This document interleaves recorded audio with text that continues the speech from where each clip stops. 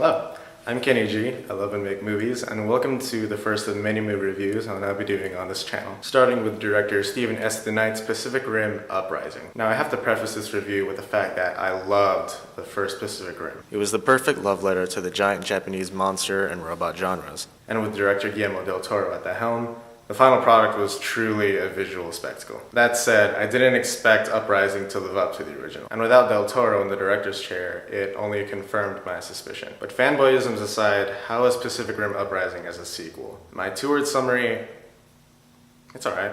John Boyega stars as Jake Pentecost, the son of Stacker Pentecost, played by Idris Elba from the first film. Jake is young, rebellious, and lives in the shadow of his father's legacy, but is forced to step up and lead a new team of Jaeger pilots when the kaiju return.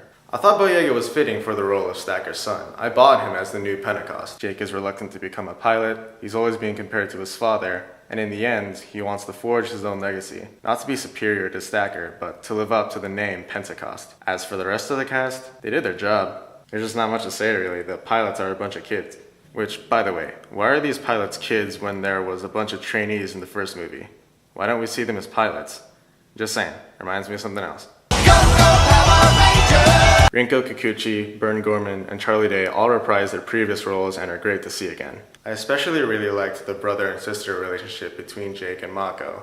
Although not seen for very long, I thought it was a very welcome surprise. Although there's a situation with Charlie Day's character that's questionable. Because it's so drastic and on a left field, it can't help but feel cartoony, which in a movie about monsters and robots might seem excusable, but I feel like we can expect better storytelling as an audience. Yes, the fights are satisfying. As expected, they're big, loud, and devastating to watch these titans treat cities like a playground. But what made the fights in the first movie have weight to them was the context behind the fighting. There are stakes here, as we reveal the true intent of the kaiju, but the difference from the original is we don't care as much for these pilots.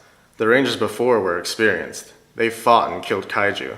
These new pilots are literally trainees. Another problem I had was the style of these new Jaegers. They're too acrobatic. The original Jaegers felt heavy and enormous. You felt their weight and momentum. These new Jaegers are far too agile for their size, effectively making them look like Transformers, just bigger. It goes without saying the effects in this movie are fantastic, but it's a shame the music never quite meets the visuals on the same level. Without Ram Jawadi doing the score, it doesn't feel as epic and climactic as the first, because I can't recall a single tune from this movie. They use the original theme once, and even when they do, it's a remix.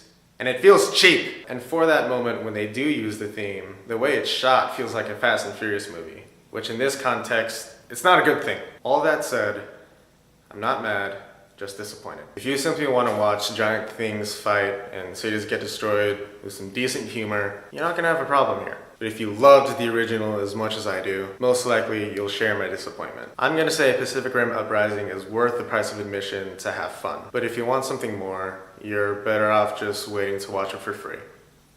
Online. On Space Move. Thank you so much for watching, and I'll see you in the next one.